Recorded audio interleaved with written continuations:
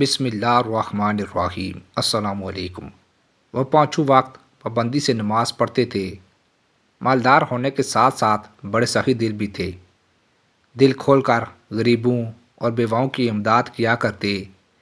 کئی یتیم بچیوں کی شادیاں بھی کرا دیں۔ حج بھی کیا ہوا تھا۔ 1983 کی صبح ان کا انتقال ہو گیا۔ بے حد مفسار اور با اخلاق تھے۔ اہل محلہ ان سے بہت متاثر تھے، لہٰذا سوگواروں کا تانتا بند گیا۔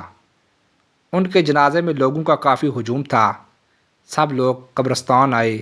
قبر کھود کر تیار کر لی گئی۔ جو ہی میت قبر میں اتارنے کے لیے لائی گئی کہ غضب ہو گیا۔ یکا یک قبر خود بند ہو گئی۔ سارے لوگ حیران رہ گئے۔ دوبارہ زمین کھودی گئی۔ جب میت اتارنے لگے تو پھر قبر خود بخود بند ہو گئی۔ سارے لوگ پریشان تھے۔ ایک آدھ بار مزید ایسا ہی ہوا۔ آخر کار چوتھی بار تدفین میں کامیاب ہو ہی گئے۔ فاتحہ پڑھ کر سب واپس لوٹے۔ ابھی چند ہی قدم چلے تھے کہ ایسا محسوس ہوا جیسے زمین زور زور سے ہل رہی ہے۔ لوگوں نے بے ساختہ پیچھے مڑ کر دیکھا تو ایک ہوش اڑا دینے والا منظر تھا۔ قبر میں دراریں پڑ چکی تھی۔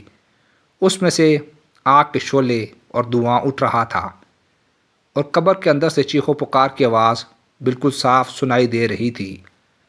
یہ لرزہ خیز منظر دیکھ کر سب کی اوسان خطا ہو گئی، اور سب لوگ جس سے جس طرف بن پڑا بھاگ کھڑے ہوئے۔ سب لوگ بے حد پریشان تھے کہ بظاہر نیک، سچی اور با اخلاق انسان کی آخر ایسی کون سی خطا تھی جس کے سبب یہ اس قدر ہولناک عذاب قبر میں مبتلا ہو گیا۔ تحقیق کرنے پر اس کے حالات کچھ یوں سامنے آئے۔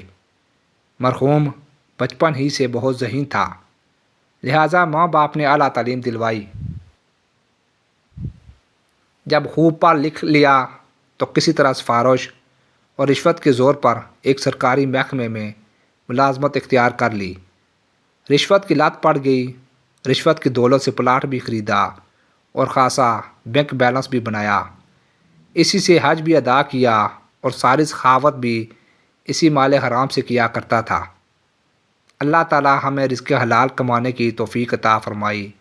آمین یا رب العالمین۔